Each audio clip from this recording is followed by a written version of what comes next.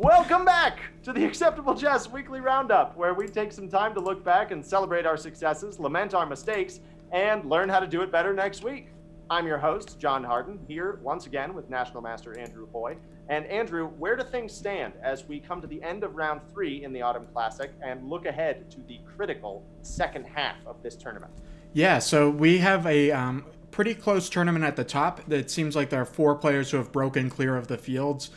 Rufus, Alex, Nate, and Greg have all won all of their games so far, and they are definitely the leaders of the tournament. So they will start to play each other in this upcoming round 4, and we will start to see how they do in rounds 4 and 5, and that should determine the winner depending on how they do as they play each other.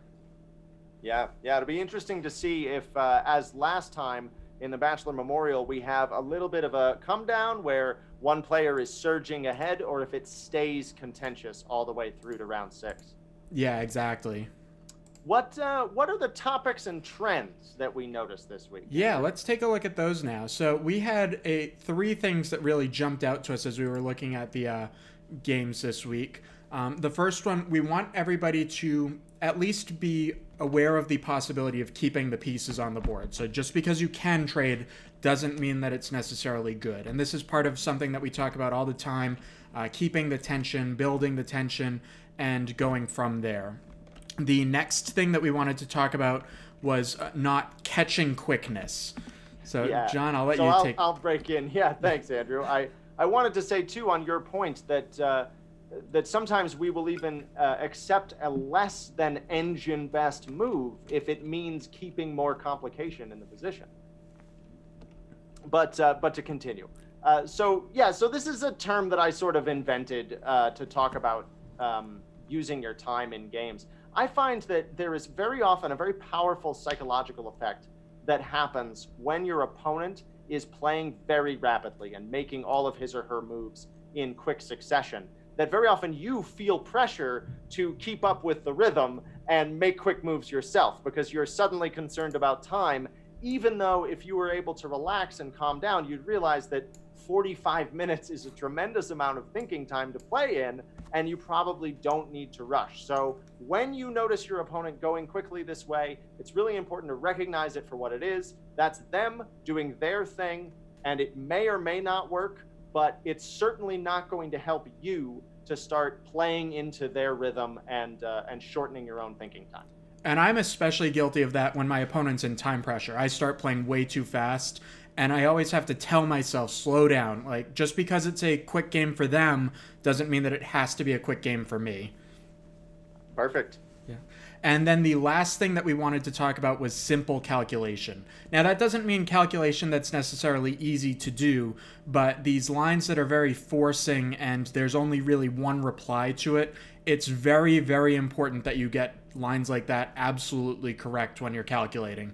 So from that perspective, we really want to double check our calculation and make sure that we're not missing anything obvious at the end of these lines, especially when it's a entirely forcing line. Right, and off of what you said, I would say, even if you just reduce your thinking, as I've mentioned, I think in previous broadcasts, to simple consideration of all captures and checks in the position, even leaving aside, we usually add to that the idea of mating threats, but just checks and captures. If you're making sure that on every turn you're not losing track of those moves, there's usually a much smaller number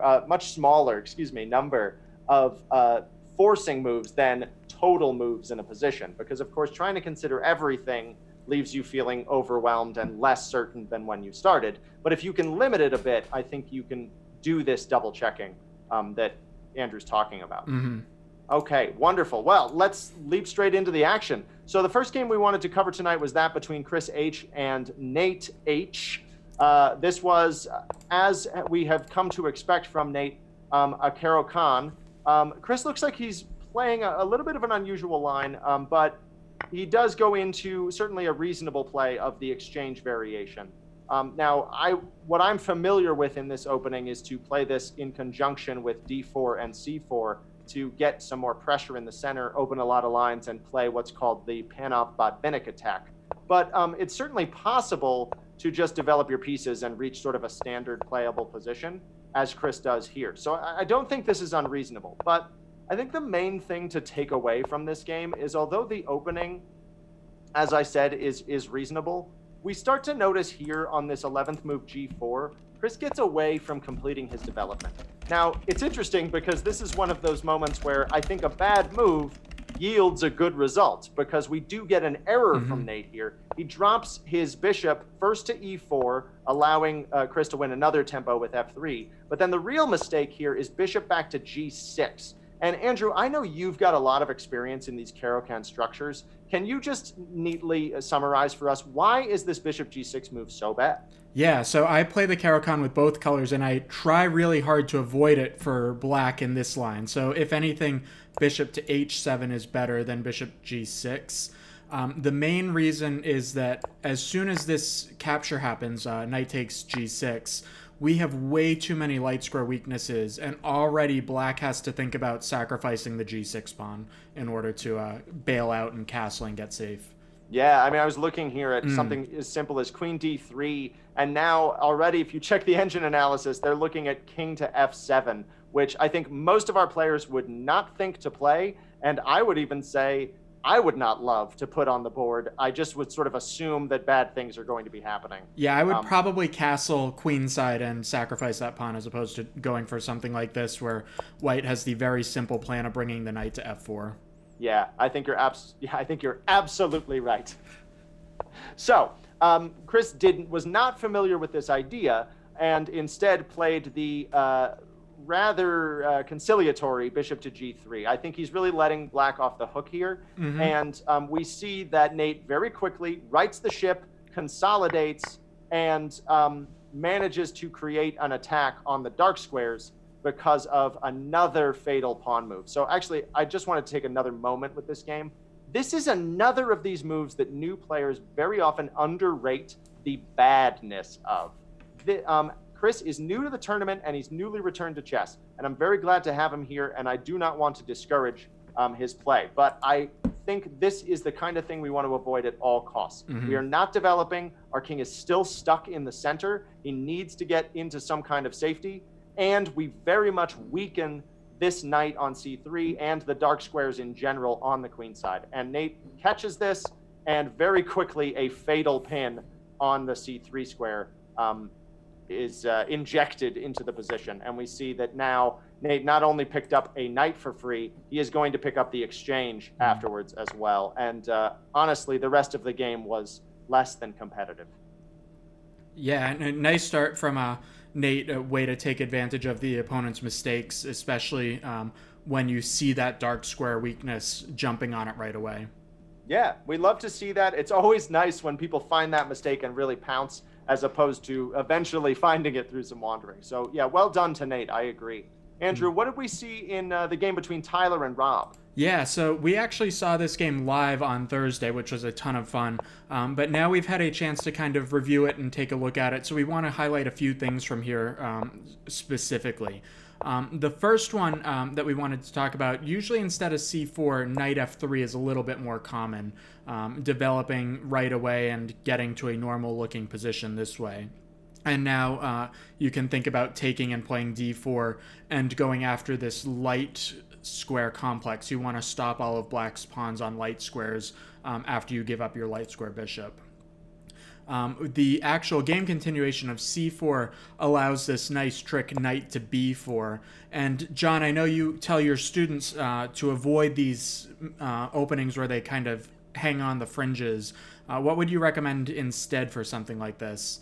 Yeah, I mean, I just have to say that what I wanted to remark on in this game was that the idea that this is a strong move for black, and it is, already tells me that white is going wrong. So I would say that in these openings where so often white wants to later follow it up with something like d4, I say, why don't we just go ahead and play d4 on move one, and then we don't have to fight the positional battle to get there.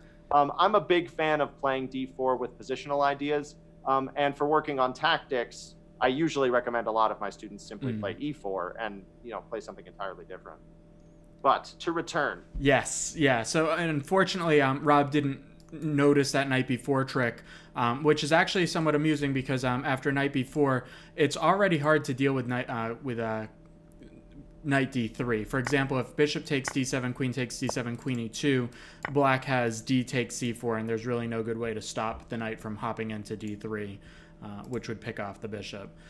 So after that, we get to a normal looking position where white is dealing with this fianchettoed bishop and black is trying to develop compactly and not make any weaknesses. So we actually get to that position. And now I really liked this knight e5 move followed by taking on c6. And this was Tyler's plan, and he did it very, very well. At this point, I would say that white has a slight advantage. This pawn structure is very weak, especially the doubled c-pawns. And here in the live stream, John and I were considering moves like rook c1 and actually delaying castling for a moment. While we wouldn't say delay castle all the time, right here I think it's worth it because you can pick up a pretty critical tempo. Something like rook c1, c5, knight a4. And all of a sudden, there's a ton of pressure on c5, and again, it's a little bit hard to deal with. Something like queen d6 looks like a normal way to deal with that, but we can take because the queen's in front of the bishop. And next move, we'll be playing d4 to really lock that knight in on c5, and I think white would be winning here. Yeah, that looks really nasty. Yeah. That looks really nasty. And it's important to note, too, that because of the positioning of the black pieces, there's not a very fast attack happening on the king side that means that castling is going to be a problem. Exactly, yeah. This is a very slowly developing plan. If anything, we might be able to go for bishop d6, knight e4, and queen h4, but even that is going to be met satisfactorily by queen f3 at some moment. Very, very good. All right, so the rest of the game continued. Castles, black recognizes the problem. This was a nice move by Rob to kind of dig out. And now we had black playing d4, which is a very aggressive way to play, really trying to fix the pawn structure right away. And already I think white needs to come up with the right move, and I think that would be knight a4. We don't want to take on d4 and release the tension, so this is part of the keeping pieces on theme that we were talking about. It applies to pawns too. And knight a4 would start attacking. This is a very common motif from the Nimzo Indian when you're fighting against doubled pawns with the black pieces. And actually, John and I looked at one of those positions on Tuesday when we were looking at some of the games from the candidates tournament. Yeah, and I hope you'll all join us again. I think we're planning to do something similar this evening, this Tuesday evening at around 8:30. Yeah, Andrew, I want to just go ahead and double up on your point there. It's interesting to note how when we don't keep pieces on, right, for example, making this exchange, suddenly the knight a4 move that we were recommending looks a lot worse without a target to hit on c5. So just to give one concrete follow-up to your general point. Yeah, thank you. That's a really good point. We really need this tempo on the c5 pawn in order for it to make sense. And a move like rook c1 will follow up and work very nicely with the knight on a4. But if there's no pawn on c5, we're doing an awful lot for very little payback, so to speak. Knight d1, the move actually played in the game, disconnects the rooks, and this is kind of the start of the position going downhill for white. So this is kind of another instructive moment. You really want to keep your rooks connected if you can. Black played some very active moves. Bishop d6, the queen starts to come into the king side, and I really like this temporary pawn sacrifice on d4 by playing knight to g4. In the game, we were talking about both g3 and h3 here. I think h3 might be a little bit better. The idea is that we're going to try and keep our structure a little bit more intact and avoid some of the tricks. Something like knight h2 looks a little bit scary, but after rook to e1, we're doing okay. And even something like rook e8, we have this nice move, knight to e3, breaking the attack and reconnecting rooks, so we're not going to lose from that perspective. Yeah, that's a very good point. You know what was funny, Andrew? I'm going to cop to something, which is that I was thinking here about the idea of playing g3 at some point and trapping the knight, which of course would hang the h3 pawn, and all of a sudden black looks like a genius. Yeah, and maybe someday we'll play g3, but it's a long ways off. The knight's not going anywhere ever, though, so it's we have our time to play g3, probably in the endgame after the queens have been swapped off. Well put. But anyways, g3, I think g3 is also fine. Black continues to sacrifice this pawn. White plays the very nice move knight e3, forcing off the key attacking knight. And after this trade, this is another position that John and I were looking at in the live stream. Maybe f takes e3. And even though the pawn structure starts to get a little bit messy, the counterplay along the f file is very nice, and we do secure our pawn advantage this way. Yeah, I also thought this was just a way to start pushing back a little bit psychologically and dump a little bit of cold water on all this momentum Black's starting to get. Yeah, exactly. So anyways, just to go through the end of the game now, Black played very nicely to pile up on this b pawn, and now we'll actually see a very nice tactic. Black starts attacking along the 4th rank. You'll notice h4 is a little bit weak. And after this bishop is defended, Black now found the very nice c5. And if the bishop moves backwards, the bishop on d6 is defended by the queen, so we can afford to take the free pawn on e4 and further pin this bishop. So instead, White played e5, an in-between move. And after moving the bishop very calmly, we now see that White has to move this bishop, and Black now has the opportunity to take on h4. It would have been also possible for Black to take this bishop, and this would have been probably a way to win back the pawn. But already here we see that it's a little bit hard for Black to win in this position. So even though this was possible and something that might have happened, I think it's better to keep the pieces on for the winning chances that come along with keeping the bishops on the board. Yeah, that's an excellent demonstration of that principle that I admit I had missed. Yeah, and we talked about it again on Tuesday. So we did see this type of pattern and see some of these threats. White played queen d3, trying to trade off queens, and now Black had the very nice idea of rook to e4. And I actually, during the game, saw a cute idea that rook e1 would be a threat if this bishop had moved somewhere. Of course, White can't recapture on e1, and if the king moves, then we'll take the queen and take the hanging rook on b1. So for example, if bishop b2 is played, rook e1 check, and probably the best move is going to be something like queen f1 here. But for example, king to g2, White is dropping an entire rook to this tactical pattern. Unfortunately, in the game, it was even worse because White played rook e1 himself, and now that allows the entire queen to hang here, and this was the end of the game. Yeah, I think Tyler just missed the fact that the rook takes with check, that there is not some in-between move of queen takes g6, as there so often would be in such a position. Yeah, and this is a little bit what we were talking about with simple calculation. It's very important to look at these forcing moves, these checks, these captures, and make sure that you're really seeing to the end of the variation and double checking that nothing is hanging at the end of it. Very, very good, and quite right. Looking at another game that simple calculation very much played a role in, we had this matchup between Alex L. and Greg H. This game was interesting for me because I'm always fascinated when a game starts with something unusual, like an Alyekin's defense, this knight to f6, provoking the idea of e5. But Alex decides he wants none of it, and after a couple of very normal moves, we're suddenly in a totally prosaic Juco piano, right? Everything is very quiet. There's nothing sort of, particularly crazy happening. However, I'm now going to go against myself again. Typically in these 4 knight structures, the bishop belongs on either b5, or White can instead play a Scotch 4 knights with d4 here. Bishop c4 is a little bit of mixing systems. So it even confused me. I called this the Juco piano. Actually, it's the 4 knights. Black has a very, very famous and thematic trick here that I think all players should be aware of for both colors. Black can play knight takes e4. And after the routine recapture of knight takes e4, White is probably wondering what Black is up to.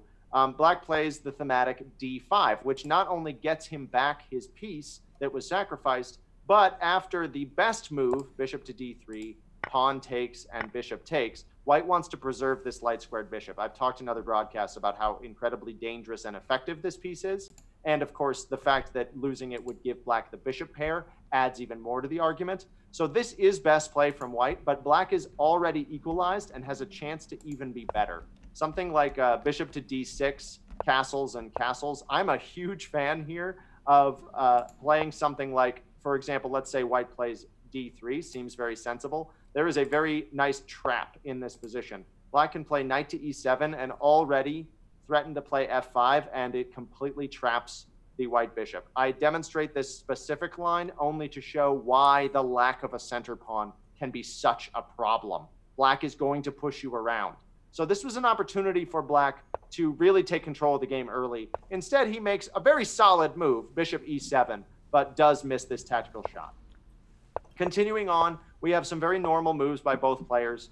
This a6 move is a little bit more typical when there's a bishop on c5, but sometimes there can be ideas here to even play knight a5 right away and trap the light squared bishop. Again, I've talked about how dangerous this piece is. Instead, Greg does a little bit of an unusual plan with some queenside expansion. Alex, I think, reacts correctly by taking the opportunity to jump into the d5 square and create some annoying pins. Greg plays bishop to d7. We have, again, another couple of moves, and this is the simple calculation moment here that we wanted to talk about, at least coming up very shortly. After this capture on d5, this moment, it's a very, very important thing to recognize that a pawn still has a tremendous amount of power to make captures, and you have to count every move that it is going to make. Alex's pawn here, poised on d5, is going to make a fortune if it is allowed to keep taking. And Greg has no business playing e takes d4 thinking maybe one piece for one piece, because the math just doesn't add up. White can keep on taking material for quite some time. So this represented a potentially losing move were it not for the fact that Alex had a later blunder. So this is exactly what we're talking about when we ask you to double check your calculation, particularly with simple captures like pawn moves, right? This is the kind of thing you all should be working on picking up. So Alex does notice that he is able to win some material here. Unfortunately, just a few turns later, he gets a little too fancy and plays this very pretty, aesthetically pleasing knight e5 move. But after Greg simply steps out of the way, you realize that white has two pieces hanging and cannot save them both. So this gets Greg his piece right back. After that, I think black was very much starting to take over the game. He brings his rooks to the open files. He has to deal with a couple of repetitions from Alex, who I think was very content to get a draw at this point, having seen his position was going wrong. And I do think that that makes sense. Unfortunately, he was not able to keep control of the position. And we have the final thing I wanted to point out in this game occurred here, where the rook is lined up on the king, and there is a very scary discovery. But Greg very astutely noticed that the rook is also very, very low on squares. He is not able to, in any immediate sense, guard the knight, which is currently in take to the king, safely. So Greg, by playing bishop h6, takes the last square away, because, of course, rook d3 would be met by pawn to e4, which is almost certainly going to win some material, even though there is maybe some, sort of discovery idea here that we can hang on for a little bit. It's just not going to be enough, because something well, we can even take the rook in that position. Oh, yes, you're right. Excuse me, with the pawn on. Yeah. So it just doesn't work. I was thinking, I suppose the game continuation was a little bit different. Yeah, there we go. There we go. Right. So Alex finds this move, knight to f4, to hang on. But again, we have this problem from before, that you have two pieces essentially hanging, because if one of them moves, you nail the other. So that was pretty much all she wrote after that. Greg was up safely a piece and a pawn, and after the rooks get into the game, he was able to bring in a checkmate that was unstoppable on h3. Yeah, very nice mate. That was a nice pattern. I agree. I agree. Andrew, we had another game that was a little bit more one-sided, unfortunately. That was between Chris W. and Nick R. Yeah, and this was also played here? during our live stream on Thursday. And they actually played so quickly in the opening that by the time we got to the game, they were through most of the opening. So I think this is another candidate for slowing down and thinking even right out of the opening. In fact, even on move 3, I don't love this bishop g4 move. It's very committal. It's forcing black to capture on f3 sooner or later. And if you're going to do that, I really want to think about how I'm deploying my pawns. So if I'm going to do this, I probably want to play something like c6, g6, and bishop g7, and never play the move e5, and just kind of wait to see what white does.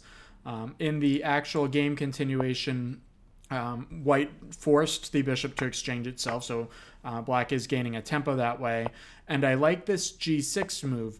But here after e4, I think I would probably continue with something like c6 or bishop g7, just trying to get closer to castling. If you don't castle in a position like this, it can start to go wrong pretty quickly.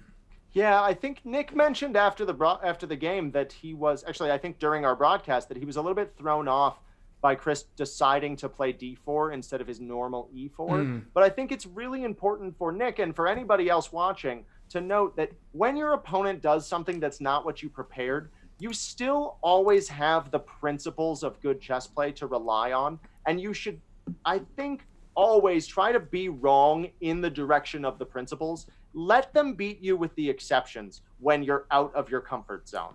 I think that that's the best way to go. The only other comment I want to make is, Andrew, I think you very much taught me this principle many years ago. I still remember you telling me that when your bishop comes out like this, as you said, you have to already be prepared to take and to know that you like that position for you. Right. And here I agree. I don't think black could know that because I don't think this is a good position. Yeah, and even this is totally playable, and I'd be fine playing it in a quick game. But in a slow game, it's going to be an annoyance to have to deal with that bishop for all eternity. So after e4, this might be the last chance for black to get a reasonable position by playing knight d7. The point is we want to stop this e5 and e6 break. So after e5, we can capture everything, and we're not worried about the queen trade because now the rook has come to defend the queen. Even if there's something like this threatening to grab the pawn, we have a few options. We can either play something crazy like king d7 or something a little bit more tame like rook d7.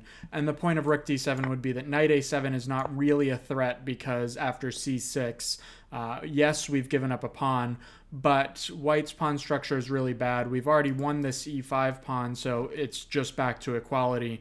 And black is doing quite well now after bishop g7 and castles. Yeah, we can probably grab on f3 at some point as well. Yes, definitely. All right, so in the game, Nick played e5, and after e5, white played very energetically. He traded pawns, he traded queens, and now bishop g5 was played, pinning the knight.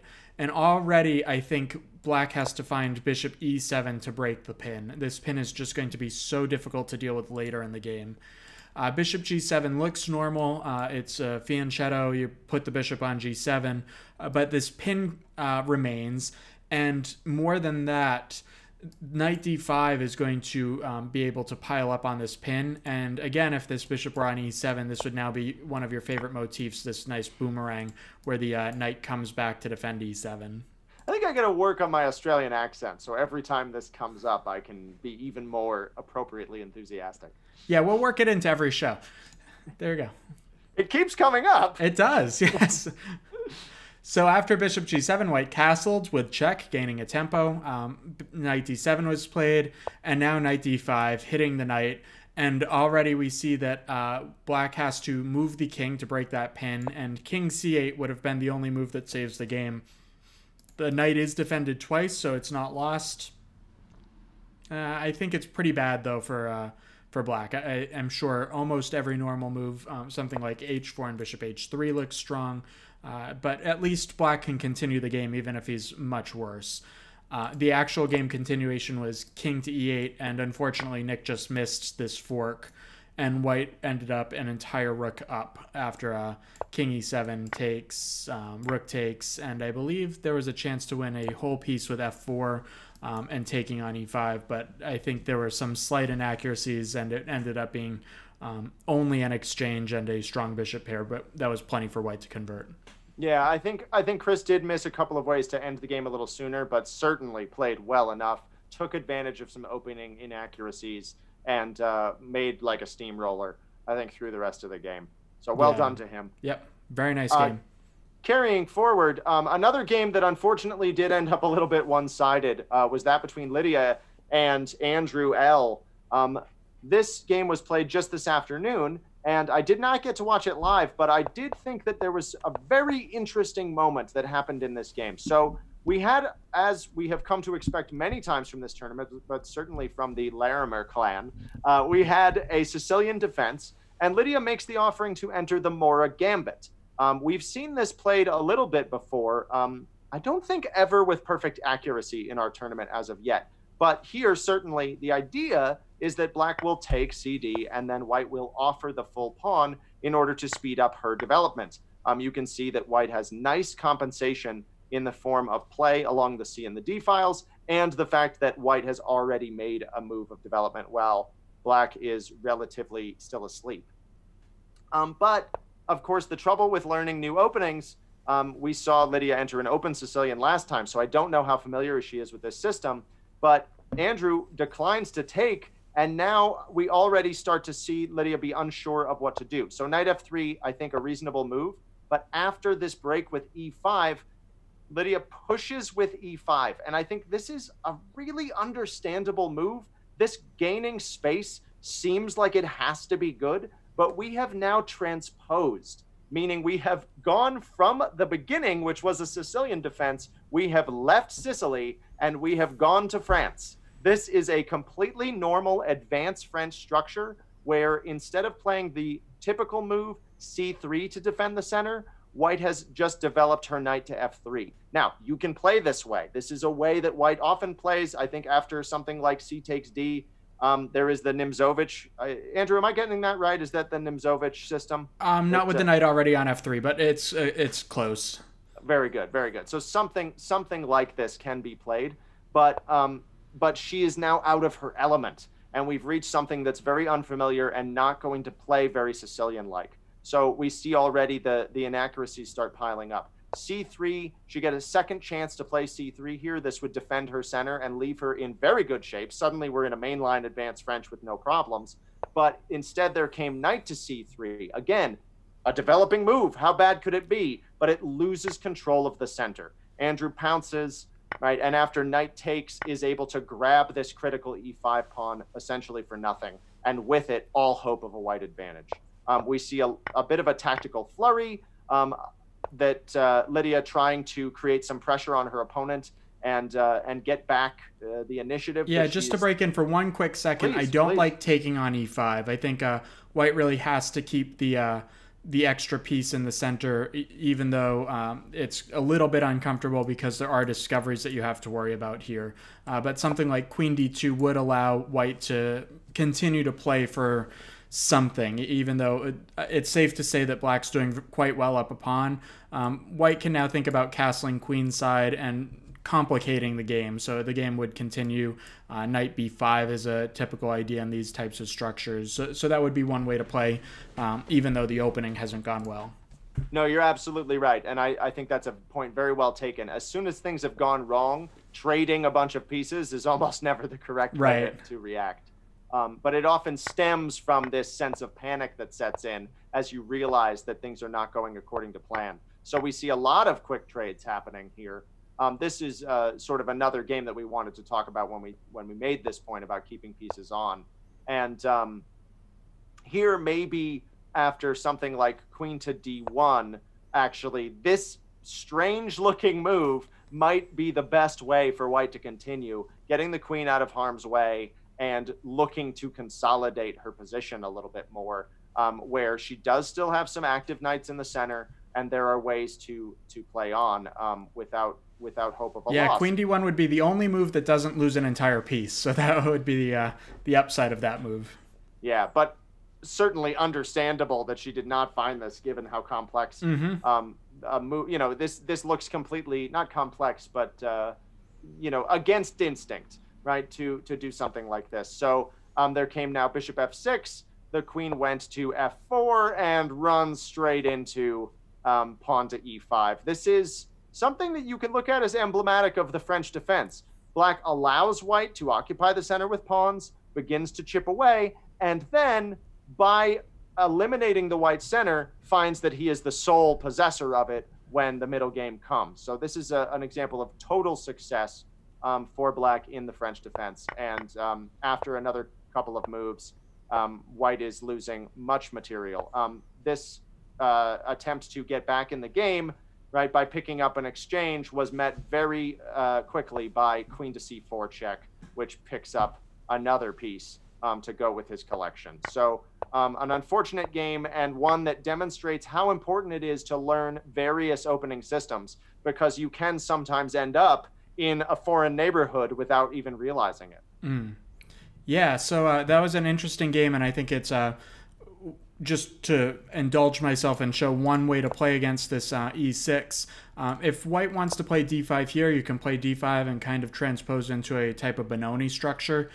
That's a pretty well-regarded option. And even here, I think if white takes on d5, she would have a very nice position. If Black recaptures this way, Black is going to have an Isolani on d5, and if Black recaptures with the queen, this is kind of mixing systems between an open Tarrasch French and a Scandinavian, and here knight c3 is very strong. Yeah, that's very good. I think the only thing I would back that up with is that, as you can see through Andrew's very good recommendations, you are never going to be able to play a system where some knowledge of other positions isn't necessary if you want to play for an advantage out of the opening. Definitely. Yeah. Andrew, we had a game that was played yesterday between David G. and Ted, who I have nicknamed Killer. But this game, actually, it looked like his opponent got let off the hook. What happened? Yeah, so we started off with a London system, and we had a relatively symmetric position up until here. After bishop g4, the usual way is to put the knight on f3. You don't really have to worry about this pin quite so much. Even f3 is playable, although that's a very dynamic move, and you have to be willing to play e4 and blow the position wide open. Generally, white is going to castle queenside in this type of position, but it's a good line for white, so that would be perfectly acceptable as well. After bishop e2, I'm not so happy about this. This is trading off white's good bishop, and we're talking about the classical definition of a good bishop. A good bishop is one that is on the opposite color of the pawns. So because we have dark square pawns, the light square bishop is the good bishop, the f4 bishop is the bad bishop. Black is more than happy to grab and trade. I prefer queen takes to knight takes very slightly because the knight still wants to come towards e5. And now I think Black missed an opportunity, potentially. Black would like to play knight c6 and c5. Unfortunately, we can't do that just yet because queen b5 is a threat. So in this position, I think it probably makes the most sense to play a very strange-looking move, queen d7. And one idea is that this is a little bit slow, getting the knight over here, and this will now give us a chance to play something normal-looking. I would also be fine playing c6 and then later playing for c5. And in fact, even a6 has been played in positions like this, and that's an acceptable way to play. Knight c6, you're just permanently crippling the c7 pawn, so this is kind of a little bit slow and not necessarily the way to play this. So after knight c6, white correctly replied with c3. This pawn controls a lot of the squares that the knight would otherwise go to. And now Black finishes development normally, e6, knight f3. h6 is a little bit unnecessary, but it's at least something that is justifiable. More normal are bishop e7 or bishop d6. And bishop d6 makes an awful lot of sense in these positions. Even though Black is now trading off the good bishop, white's bishop on f4 is so strong that we're willing to trade bishops to get it off the board. Yeah, and Andrew, I have to say, because I have a feeling many of our players would not know, in the event, let's go ahead and put that on the board. Let's say that we have, for example, castles and bishop d6. In the event of bishop takes here, how would you recommend taking back and why? I would almost certainly take back with the queen because I want to preserve my structure, and I would consider castling queenside after that. Oh, that's very interesting. I had thought for sure you would be taking back with the pawn to control these squares. Is part of your thinking maybe the fact that with the pawn on c3, that the counterplay on the c file is a little bit more limited because it's kind of a brick wall? Yeah, that's part of it. The other reason is that even if I can get this pawn to e5, it doesn't really threaten anything. I don't ever want to take on d4 in that situation because I'd be left with double isolated d pawns, and white is not going to be indulgent and capture on e5, so even a move like e4 wouldn't do anything. The c file just isn't enough, and once in a while maybe a d6 pawn is good, but in this position I just don't really see it. Yeah, very good. Thank you for clarifying. No problem. All right, so we had a few more normal moves, knight d2, bishop e7, both sides castled, and now we start to think about where we want to break. White generally wants to play e4. With the light square bishops off, e4 is a little bit less exciting. Frequently, e4 and e5 will lead to some sacrificial attacks on h7, not going to happen without a light square bishop.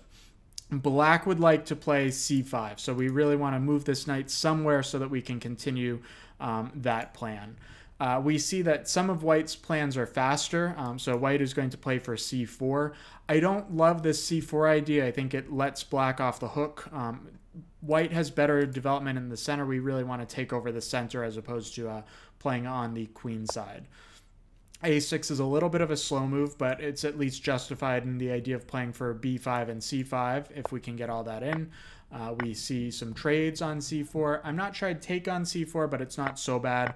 The key point is that we're just letting both of the knights come to e5, which isn't what we necessarily want.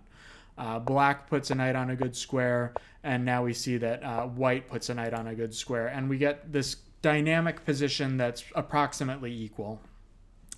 Now black chose to take on g3. I think this is a very reasonable way to play, and here I was a little bit surprised by f takes g3 instead of h takes g3. One kind of rule of thumb is unless there's a mate, you really want to take with the h-pawn. Because h-pawns only can control one square, simply sliding it over to the g-file makes it a better pawn. So even though I have doubled pawns, this structure is much better for white than the one after f takes g3. The potential trade-off is that we might be able to use the f-file in some positions. This doesn't really seem like it's going to be one of them. f7 is very well defended, and something like knight f6 doesn't really lead anywhere, even if it is going to create a weak h6 pawn. There's just not enough material to make the attack work. It's funny, you could actually think about that point about taking h takes g3 as like the smallest pawn promotion possible in chess. Yeah, exactly. And center pawns are usually better, so anything we can do to slide our pawns closer to the center is usually a good thing. Which is part of the reason the Sicilian defense has survived for so long. We're exchanging a side pawn for a center pawn. All right, so back to the game. We had a few more normal looking moves, and now we kind of see an interesting moment. After knight f6, we really want to play e5 and fork these pieces, and we notice that this bishop on d6 can't go anywhere. It's totally stuck. So we're threatening e5, trapping everything. And if we can move our knight somewhere, either d3 or c4, we'll be able to play e5 next move. Unfortunately, white missed that and played queen d3, lining up on some of these light squares, but it really does let the black player off the hook because we're not winning a piece. And now we see black climb into the driver's seat and start to take over the game. Black trades on e5, trying to take advantage of this pin. I don't know that I would do this necessarily. I'd probably play c5. When you see these redundant knights, you don't necessarily want to trade them off and let the other knight hop into the game. It's generally better to leave the redundant knights alone because this one's already on its best square on e5. The other knight doesn't really have anywhere better to go. Something like knight h4, knight f5 doesn't make much sense unless there's some concrete sacrifice that we're going to get. I guess you could say it's best to let sleeping knights lie. Yeah, exactly. All right, so after we take on e5, white recaptures, and now c6 was played, a very normal-looking move, stops d5, finishes development, and keeps this pawn safe for all eternity. We had a few more normal-looking moves, and I don't know about expanding over on the king side just yet. I think I would have preferred to play b5 followed by c5. Again, we can't play c5 just yet because we're going to hang a pawn, but that really has to be the plan to undermine the center and really start going after this weak e4 pawn. So after h5, white clamps down on the queen side with b4. We see the reason that black played h5 to play knight g4, and now I think white correctly trades. And here already, I think this is an opportunity for white to play d5 and really liquidate the center. With the slightly worse structure, we want to do something so that we can focus on our activity instead of the actual static weaknesses in the position. So d5 would be an opportunity to try and play with a more active rook. For example, something like this. And now we can try and go after this isolated pawn. So we can grab on g4, double up on the d file, and try and win a pawn this way, even though we still have these doubled pawns and rook endgames are probably not winning. I think that point you made about static versus dynamic play is really excellent and probably something we can spend a little bit more time on, maybe in some future streams. Yeah, it's a delicate balance, and that's kind of the epitome of modern chess. To hop back to the game, queen e2 is played, so trying to round up this g4 pawn. Black played f5, defending it, and once again, I think this is an opportunity for white to take and try and open up some lines. If we take back with the rook, white can win this e6 pawn, and even though the e6 pawn is backwards and isolated and we're winning it, I think black is still going to have enough to hold the balance. There are too many weaknesses in the white camp. Even if we get to win almost all of the pawns left on the board, it's going to be very hard to win a 3-on-1 on the king side in a rook endgame. Yeah, I think actually, did black have a trick there? Maybe rook takes d4 was possible in that line. I think maybe right here, yeah, I can maybe take right here and yeah, definitely. The back rank. White, of course, does not have to take, so white can move the rook or the king. But yes, this is a very nice, very thematic trick of the back rank checkmate if you can distract the rook away from the back rank. Very cute. So to hop back to the game, after f5, white played queen e2, pinning this pawn, and now black sidesteps, and black is starting to think about playing f4 and opening up the white king.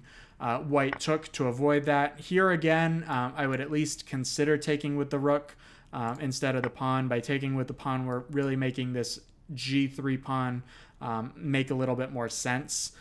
If we can somehow get a rook to this f4 square, that would be a fantastic square for the rook. White chooses to lift the rook, but now black is able to force the queens off the board. And I would say that already black is better because of the static weaknesses. The d4 pawn is weak, these doubled pawns aren't doing much, and white kind of compounds the issue by playing h3 and letting both sides trade off one of their doubled pawns. After rook e8, rook f to d8, we're more or less winning the d pawn by force. There's no good way to hold it. Here, maybe we had the chance to counterattack along the 7th, but what actually was played in the game was rook e5, trying to take the f pawn, but missing the fact that there's a pin on this d file, and this would have let black end the game immediately. As the game actually went, black missed that opportunity. We traded a pair of rooks on d4, and we actually had an adjudication in the game. The players had to run, so they played a few more moves, and then they decided that a draw was a fair result because it was a rook endgame, and with best play, it would probably be drawn. So I think the draw is a fair result, and it was an interesting game, and we've not had a chance to look at too many rook endgames yet. So we'll probably have some more to say about that in future weeks. Yeah, funny you should mention that. This next game between Bill S. and Danny F. Is another one in which we saw some rook endgame play. So carrying forward, I think we had a fairly, a little bit unusual Petrov opening, where black, instead of defending his e5 pawn, chooses to threaten white's e4 pawn. And there is, of course, a famous trap here that after white takes, black cannot take back right away because queen e2 creates a lot of dangerous discovery threats along the now open e-file. But that is not the line we saw here. So carrying forward, We still saw some bit of So wild just to interrupt play. for one brief moment. Sure. After knight c6, this is the Stafford Gambit. So this is something, if you've been watching Eric Rosen's YouTube videos, you can get a pretty good feel for this. It's a very dangerous line, and this is something that I think is a very reasonable way to play with black, especially if you want to gambit pawns and try and play for attacks right away. The downside is that if white makes some normal looking moves, white can get a reasonable equal position by not trying to hold on to the pawn at all costs. Yeah, and I think that's what we've seen so far. Danny's employed this twice now, and both times it looked like white, by not playing very aggressively, ironically ended up in a very strong position. So, yes, so carrying forward, we saw some exchanges, some quick development, and now here, some better knowledge of the typical tactical themes of e4, e5 was called for. White makes a very simple threat, bringing his bishop to c4 and threatening to simply take on f7 with either the knight or the bishop, causing disruption and, of course, netting a pawn. And black has got to do something about this in this moment. So something like probably knight takes e5 would be the best move, because not only does this remove one of the attackers and solve his defensive problems, but it also creates a bit of awkwardness. White now, in order to stay in it, has to find the very accurate queen e2 and pick up the knight this way through a pin, because if he simply recaptures right away, he allows black the opportunity to take this pawn with check, and so he will not be subject to any pins along the e-file that might happen normally. So this would have been the most accurate way for black to play. Unfortunately, he underestimates the danger, and after bishop to d6, white is able to consolidate his position, although he does not take on f7, which I'm only just realizing. But knight takes f7 here seems like it would have been reasonable as well. Am I missing something? I don't think so. I think even queen e7, we can move the king and take on d6, and we should be fine, where bishop e3 would be fine as well. Yeah, so a missed chance for Bill there. I think I had confabulated this opening. But in any case, knight takes c6 and castles, and certainly white is cozy. Both players castled. We bring a rook to the e-file. And now I think play has suddenly, after some very dramatic beginnings, softened a little bit. Black has good chances. He's certainly got good opportunities for development. And he seeks to rid himself of his doubled pawn right away. But white obviously will be able to get plenty of play as well. It looks like white's double pawns are not a major problem, because he does have the opportunity for more space. Yeah, I'd rather play black very slightly, but I think it's very close in terms of who's better. It's probably roughly equal. Both sides have a bishop, doubled pawns. It's an interesting game, and both sides can still win. Right. Yeah, I think I agree with you there. I'm not sure that that black needs to do white the favor of trading off his doubled pawn here. Although it does fix black's weakness, I think it does more for white. And towards that end, I think white should take the opportunity to fix his pawns in the center, rather than going for the simple attacking move, which seems aesthetically pleasing to hit the queen and put the bishop in the center, but leaves you with this endgame liability. Moving forward a bit, we saw both players, again, as we've discussed, moving to make exchanges, probably a little prematurely.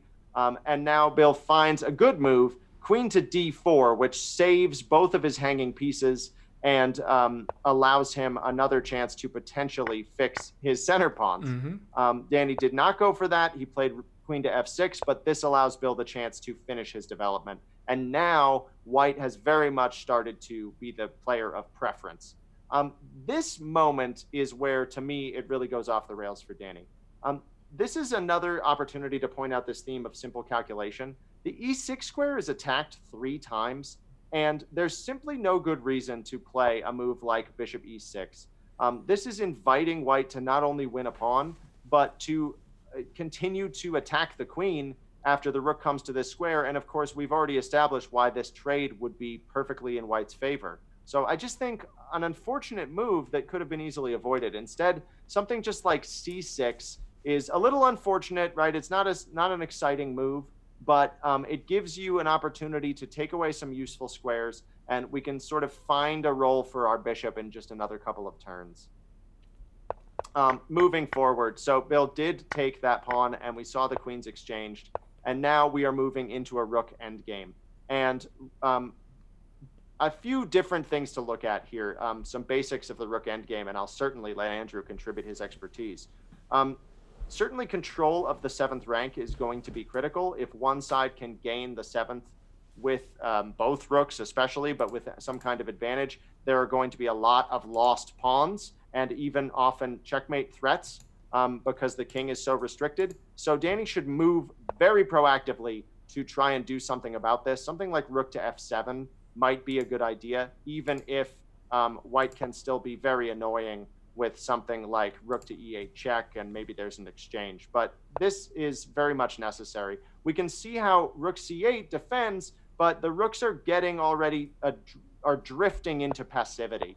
And I think Bill, if he had a little bit more experience in these kind of positions, would have been able to very easily maintain control and even go for scoring the full point. Instead, he does allow things to get a little bit complicated, and Danny does eventually get his rooks loose and find some play. And so I think this probably should have been a draw, but I think we'll leave things here after quite a few more moves with the final moment in which we saw all of the pawns are getting exchanged, right? Everything seems to be working out for black defensively. And now after Bill makes the offering of rook e5 check, Danny just has to step the rook back, allow the trade. And although you do have to be familiar with these positions, this is absolutely a holdable draw for black and a classic position that perhaps we'll go into another day. But maybe because he thought he was lost, he attempted instead to keep the rooks on. But the irony, of course, is that it only keeps one player's rooks on. After king to g4, Danny was forced to resign. Yes, yep. An unfortunate end to a very well-played game by both sides. Agreed. Coming up, we have another game which we covered in our live broadcast, Andrew. This was between Charlie and Alex H. What happened here? Yeah, so we got off to a pretty interesting King's Indian, and we talked a lot about that on Thursday, so we'll go through it pretty quickly. And we see that both sides play normal-looking moves until we get to this a6 moment. a6 is an idea to support the b5 pawn break. After a4, I'm not a big fan of d5. I think it gives white too much of a free hand in the center. Even though it looks optically good, it's not really the Grunfelds that we're used to with some of these lines. So this would be a very nice way for white to play. Probably take first and then e5, and this is probably the strongest continuation. This actually was a long game, so we're going to go through the beginning pretty quickly. Just notice that white does get this very nice structure that's always going to be better, and he takes advantage of it very nicely. He continues his development. He has an awful lot going in the center, and after this, even though we've given up the b-pawn, I think trading queens and playing rook c7, as we talked about on the live stream, this would give white plenty for the pawn, and white is almost certainly for choice, just because the activity of the rook cannot be matched by black. So in the actual game, white kept the queens on the board. We had a few more moves. Black gave the b-pawn back right away, and white kind of missed a few opportunities in here. It was probably easier to keep some of the rooks on and try and make use of the c-file. But even as we move forward a little bit further, here, this is kind of the next moment we wanted to talk about. I think the most important feature of the position is the weakness of the black king on the dark squares. So for that reason, the best move is bishop g5, trying to chase the queen away from the support of the dark squares, and something like queen f8, which looks like the only way to do that, would drop the e6 pawn, and this is just getting crushed after queen takes e6, queen takes d5, queen takes e4, everything's starting to fall apart. Queen takes the house. Exactly. Yeah, so after bishop g5, queen e8 would be forced, and now we can see that the rook is getting very active, probably coming into c7, and only then will we play knight h6 or knight f6 for a mating attack. In the game, bishop h6 was played. This allows black the opportunity to trade. Probably black should take that opportunity instead of allowing the knight to settle on f6. And once again, I think that this would have been a moment to play rook c1. We do have to be a little bit hesitant about discoveries like bishop c4, but I think that there are plenty of opportunities for white to get out of that with things like queen c5, and it's just a very, very nice position for white. In the game, queen c5 was played, and after black very quickly traded queens, we see that all of a sudden black has an extra center pawn, and this isolated pawn is very, very weak. Black immediately tried to scoop up the pawn, and in the game after rook a1, we were talking about this idea of h5 trapping the knight, and this would have been a cute way for the game to continue. The actual play was h6, white played g4, and we see that the game kind of shuffled around, not much happened for a few moves, but black is always better. These center pawns are rolling, and there's not a good way for white to deal with them. Even here, after taking on e4, the black rook takes back, and we still have two center pawns ready to go. The rest of the game was played out, but again, it was kind of can be presented without comments. I don't think there's so much that we had to say from here. The black pawns are just too strong, and black did very well to keep the king back and activate his own king and slowly bring the pieces up the board all together, the way that you really have to treat an endgame. The collective advance is the way to go in order to win. Yeah, it was very nice technique from Alex, I think, at the end there, and good of him to bring home the whole point. This next game is a bit unusual. We had, unfortunately, our first forfeit of the tournament, and so I played a side game. So this is my game against Frank J, who I think did very well, and we played an interesting game. Frank, of course, playing with the luxury of the full point, offered some interesting combat in the form of another Alyekin's defense. So I won't spend too much time on this game, especially as we have another couple of games that I'm very excited to get to. Fairly standard play out of the opening. We see that in a little bit like the French, there is this concept, not of the same structure, but the idea that in a hyper-modern way, black will give the center to white and then seek to attack it. So we can see that Frank's pieces, the knight on c6, the bishop on g7, right, are attempting to create pressure, which he will follow up with his other pieces. And at some point, usually, black is looking to play this move d5 to make sure that he does not get rolled too much by white's central pawn mass. So after a few more moves here, I really just want to focus on one particular moment that I thought was interesting, which is right around this moment. Here, I admit, I spent quite a bit of time. I'd already used up a lot of clock, and I didn't really know what to do. So I decided to try and play around the one thing that I felt I understood clearly about the position. I did not want to make trades. Having a space advantage means that letting everyone leave the party, you'll suddenly find yourself overextended, and all that wonderful space is just weakness. So I brought my bishop back to avoid any exchanges on the e-file, and I decided to try and play around the fact that this rook is in the center. Rooks improve the least out of all the pieces when they are brought into the center. This has to do with simple math. The rook has 14 squares to move to, no matter where it is on the board, leaving aside, obviously, obstructions. And also the fact that it's a little more valuable than all of the minor pieces. So here we can see that there are 3 pairs of minors still on, and that means the rook has some particular sensitivity. So Frank does a very sensible thing by attempting to double the rooks on the e-file, and I think black's position is still reasonable.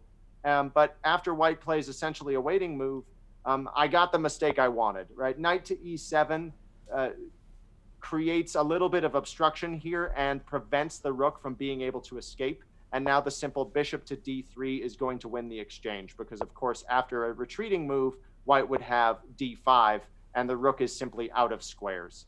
So Frank decided to sacrifice and try and regain some momentum that way. But after knight to f5, white was able to trade off most of the pieces. And here already, white was very much in command of the position. Yeah, But now you all did the have a same- very nice tactic in a couple of moves, so I want to give that its due before we go too far. Oh, stop! No, it's. I mean, it was. I was something I was pleased with, I admit, during the game. But here, after knight to g5, of course, threatening nastiness on the h7 square, I expected the move h6, which I was given, and now I thought this was a nice move. I'll admit it. Knight takes f7. The idea is very simple. Frank saw through it in the moment and declined to take the piece in order to keep material on. Full credit to him. But he did also, I admit, disappoint me a little by refusing the sacrifice. But queen to f7 here, the idea is that the queen, my queen, has an x-ray protection of the e8 square. And so I can now play rook e8 check. Obviously, blocking with the queen is forbidden, and king to h7 would be met with queen takes f7, not desirable. So black is basically forced to play bishop f8, at which point I can exchange the queens and steal this knight. And now I've achieved the same material imbalance that we had at the beginning, up one more pawn and with a greatly simplified position. So And more pawns to come. This is just brutal. Yeah, right. The positioning of the rook also is very difficult to deal with. And we can see that Frank's bishop on the dark squares has really really chosen the wrong color to exist on. But all the same, and sorry, Frank, but you got the full point anyway, and I thought played an interesting game. So thank you for it, and good luck next round. You're going to have a tough opponent. Yeah, so let's take a look at the game that was between our tournament leaders, and this was between Rufus and Chip.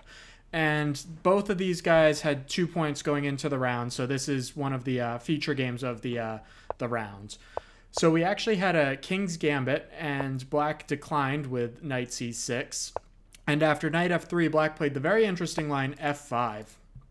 The idea for black is to immediately unbalance the position. Black would like to take on e4 or potentially on f4 and open up the position and really just try and make it a little bit messy. If the knights are compared, we'll see that the only difference in the knights is that this knight on f3 is blocking the queen from coming to h5. So there are actually some lines when black can play queen h4 check and gain a tempo that way, which is kind of interesting. And that alludes to something that happened a little bit later in the game as well. The normal lines are to take and e4 happens, and we just get this really unbalanced position where black gets a really big center. It's like a Fromm's Gambit in reverse. So instead what happened was knight c3 was played, and here I think that black is compelled to take something in the center, either one of these pawns. Black played d6, and after d6 I think white is definitely doing well. White played bishop c4, and we already have some sort of a normal looking structure, and I think it looks pretty good for white already. Regardless of which of these pawns we take, we don't really have to worry about fork tricks. There are too many bishop takes g8 in between moves or queen h5 ideas. So something has gone a little bit wrong for black, and black has neglected development while opening up the king. Black now plays the move h6, and white finds the very nice tactic knight takes e5, threatening queen h5 check and queen f7.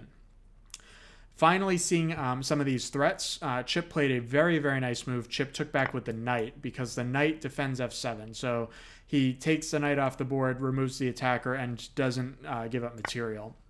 After f takes e5, Chip played g6, stopping queen h5 once and for all. And now Rufus made what might be his only blunder of the tournament. So this is an opportunity for Chip, and he did not miss it. After e takes f5, black had queen h4, forking the queen and the bishop, and black was up a piece. So yeah, game's over. Can I just black break wins, in right? here, Andrew? Forgive my interruption. Sure, please. But I have to say that during the live broadcast the other day on Thursday evening, I made a little bit too light of Chip's play in this game. And I have got to say, Chip, if you're out there in the audience, that I thought you played this very well. There were some inaccuracies and some things to work on, but knight takes e5 in particular was a nice way to shut down what was otherwise a complete game winner. And there were some great accuracies in here that make it a mixed bag, but a good performance overall. I feel like I was a little too hard on it the other day. Yeah, it's an interesting game, and it's certainly double-edged. But it's important to take advantage of these mistakes. You don't get mistakes like this often from high caliber opponents, and you really have to jump on them when you do have the chance. And to Rufus's credit, he said, fine, I'm down a piece, but the game still continues. So he played d3, finishing his development. The queen moved, white castles, which definitely looks correct. And after bishop takes f5, Rufus played the very interesting exchange sack of taking on f5. So here, I think black is compelled to take on f5 and go in for some of these complications. This is a tremendously complicated position. The black king really has to think about where it's going to go.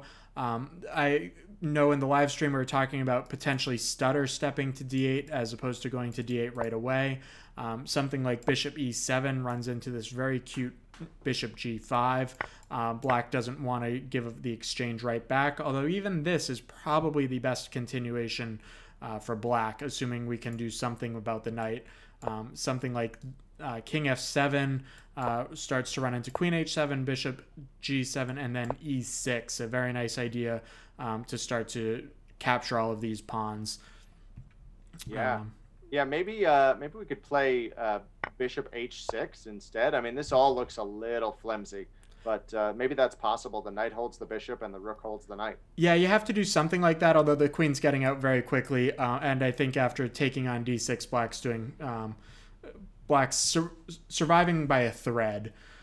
So again, I think taking on f5 is definitely the way to go. And already this is a very difficult position for black. And again, I think you kind of have to say, give me the entire rook and I'll figure out the rest later. Yeah, and Rufus, I see in chat, you're figuring correctly. I'm sure it's losing. If we look at the engine evaluation, it says -4, so that's pretty bad. But -4 in a complicated position is much better than being down a piece for nothing in a simple position with the queens off. So I agree that rook takes f5 is definitely the way to go. And here Rufus was rewarded by black castling.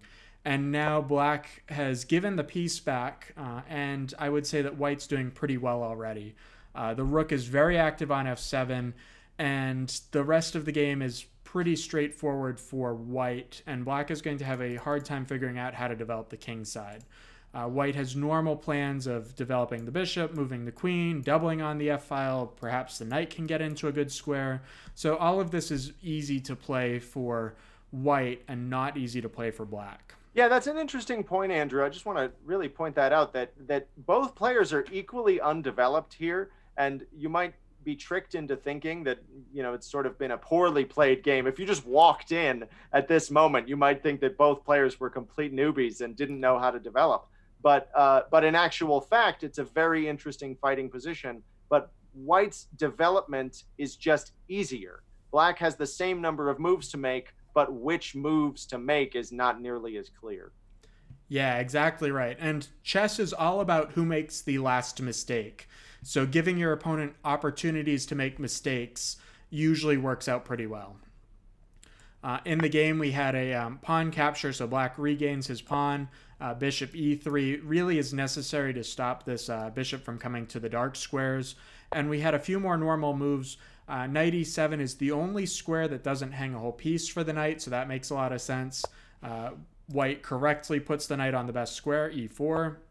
And now here, I think I probably would have played bishop f2.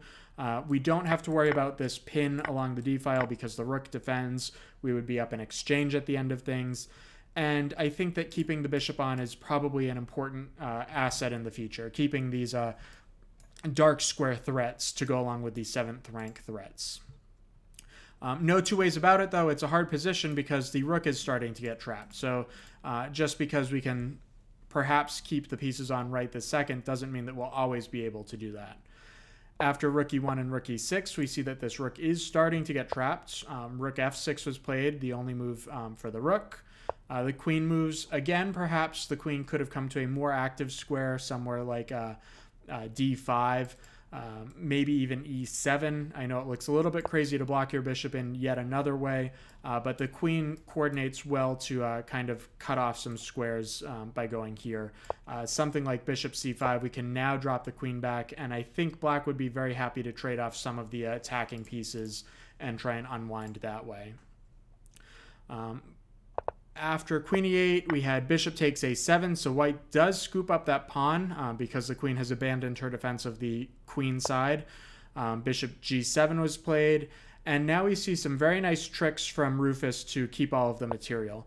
Queen c3 was played. After bishop takes f6, knight takes f6, we see that white has an enormous attack with just 3 pieces. So even though black can perhaps continue the game with some accurate moves, it's already getting very difficult. Queen f7 was played, and now bishop b6, a very nice in-between move, hitting c7. And in this moment, I think black missed his last chance to get back in the game. Rook d6 is probably the best way to continue forking the 2 pieces and defending c7. And this probably would have been enough for black to bring home the full point with an extra piece for a pawn. Unfortunately, in the game, black played king b8, and now white consolidated his advantage very nicely using a different pin now on the e5 square, and rook d6 was now played a move too late. Knight d7 check, hitting this rook on h8, and the only move that doesn't hang mate would be queen takes d7 so that we can block with the queen. But even this, there's very little left to the imagination. White has 2 extra pawns, the better minor piece. This would be very easy to convert. Unfortunately, after rook takes, it's even worse because we're just hanging a forced mate. So white didn't even have to show technique in converting that. Yeah, a really unfortunate ending to, again, a well-played game by both sides. The fact that it is messy in this position, I think, is much more indicative of the complicated nature of chess rather than a lack of skill on the part of the 2 players. Our last game of the evening was, I think, a little bit easier to follow and to make it through the complications. But I thought still very well played, and this is the reason that we gave it our role as the feature match. So this was between Matt L. and Aaron K., our champion from the Bachelor Memorial, who's been having a little bit of a rough tournament these last couple of rounds. A little bit of the shine coming off of Aaron's previous performance, but still, I think that he defended well here with the black pieces and was able to secure a draw. So Matt opens with a very typical opening for him of the London system. And I think the moves here in general in the beginning are pretty normal until we get to this move c5. So this move is a little bit soon, I think, for black. I mean, of course, a thematic break that black very often wants to play. But I think in this position, white would have had an opportunity here maybe to consider sticking black with an isolated queen's pawn. Because unfortunately, the effort to avoid that was something like knight takes d5 can be met with some tactics because of the early sally of this light squared bishop. Something like bishop takes b8 already needs black to be extremely alert and play queen a5 check, because if you simply recapture, which I think for most players would make a lot more sense, there are already ideas of picking up material and upsetting the setup of the black pieces. Queen d7 here is not playable. It runs directly into bishop b5, which would make an early knight for both players. So this was maybe something that Matt could take advantage of in future when the c5 move is played, is think about trying to get into this IQP structure and play around that. We've certainly discussed that in some other streams. Instead, we saw some more traditional development, and we end up reaching it a little bit later. But because of not taking advantage right away, he allows Aaron to make some trades himself and consolidate his position a little bit more before play continued.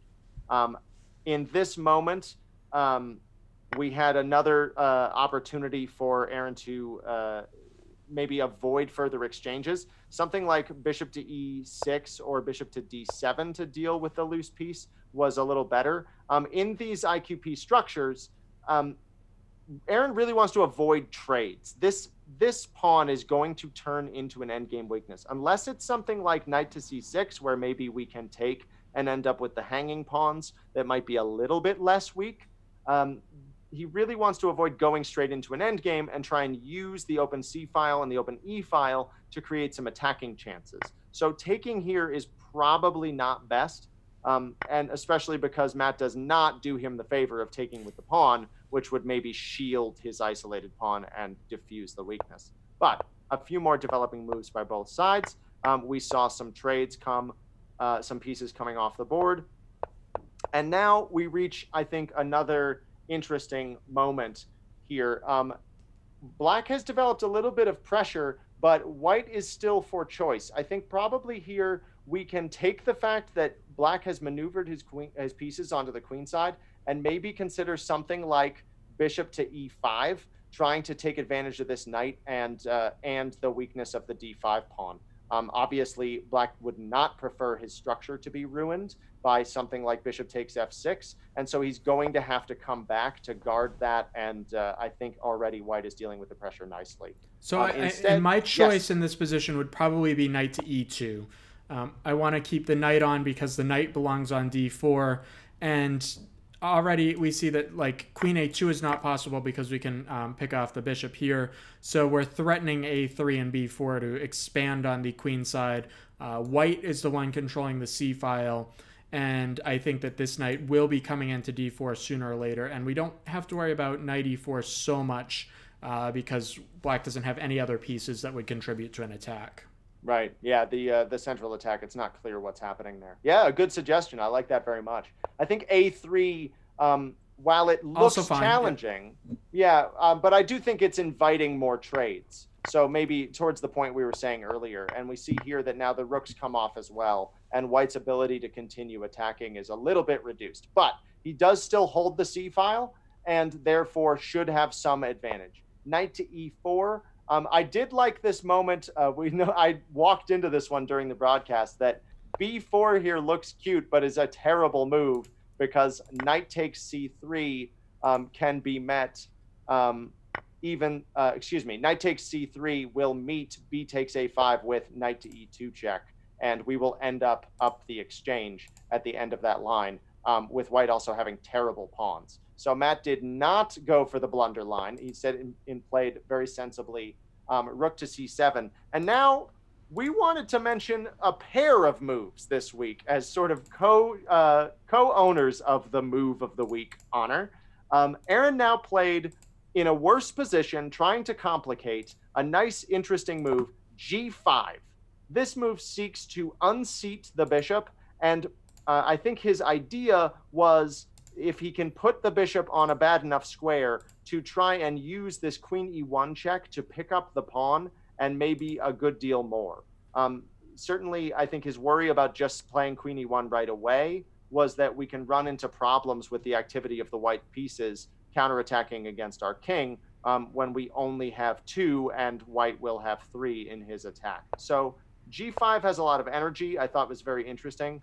And now probably the most accurate move might be to play b4 and to drive the queen away from hitting the rook and be forced to take the a pawn. And now after queen takes d5, I think white is still in the driver's seat. But this is very specific and makes it necessary for white to tolerate a number of checks coming from the black position. So instead, Matt found another very exciting move, which was to simply take the pawn.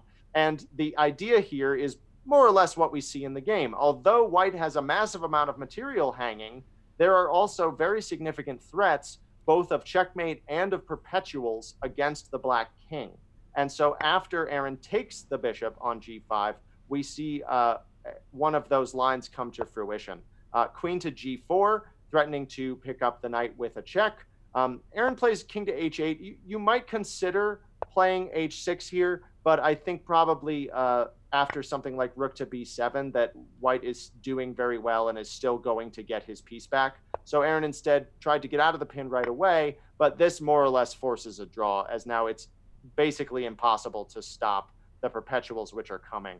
Rook to g8 will run into more checks that you are forced to interpose the rook to deal with. And now something like this would actually lead to losing the game instead of drawing it. So that is not playable. And so instead, Aaron took the rook and submitted to the draw by queen f6 and queen g5 in perpetuity. So during the live stream, I know we talked about this for a while, but back here, instead of taking the bishop, the only way for black to play for a win is to grab the rook. And again, we see this in 2 games in a row. Sometimes grabbing the material is putting the most pressure on your opponent. You're making them justify their sacrifice. In this position, I think that the only real way to play for white would be bishop h6, threatening mates. F6 might be an idea, but f5 looks much better to me. It looks more normal. We're defending this with the queen, and now we're defending our knight yet again. So even here, if black starts grabbing, it's probably equal. In the live stream, I think we said that we thought that white would have some pretty good compensation. He's getting a whole plethora of pawns for the knight. But it's something that black can at least play for a win if he really wants to. He still has the queens on. He's still going to be able to pick up some of these loose pawns, and it's just going to kind of devolve into a position where perpetuals are the most likely, but there's always a chance for something more than that. Like in this position, we see that f2 is hanging, a3 is hanging, but probably white can force some draws with queen checks. So this is kind of a principled way to meet this bishop takes g5 move by grabbing the rook and taking the open c file. Yeah, I agree. And one thing we've definitely seen from Aaron is good tactical alertness, even at the ends of games. So I think this definitely would have been a better chance to hope for Matt to drift into a blunder at some point. There are certainly plenty of tactics left on the board. We all know how troublesome knight forks can be.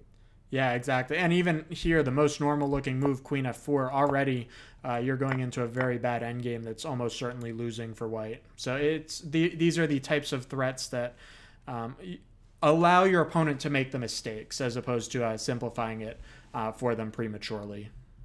A very good point. Well, some very interesting games. We do, of course, have a 12th pairing in the tournament. Those players were unable to schedule before the deadline, so they have each been given a half point and will hopefully play that game tomorrow. This is just a reminder to all of you, please, if you are having scheduling problems, let me know as soon as possible, because we do try to avoid forfeit situations, but I have to have advance notice. So thank you all so much for participating. Thank you, Andrew, once again for your fabulous commentary and helping us understand this game at a deeper level. And yeah, I think, Andrew, anything from you before we sign off? No, we'll post the pairings. I'm displaying them now if anybody would like a sneak peek at who you're going to be playing next week. But we have a pretty interesting tournament, and I'm really looking forward to the last 3 rounds as it goes.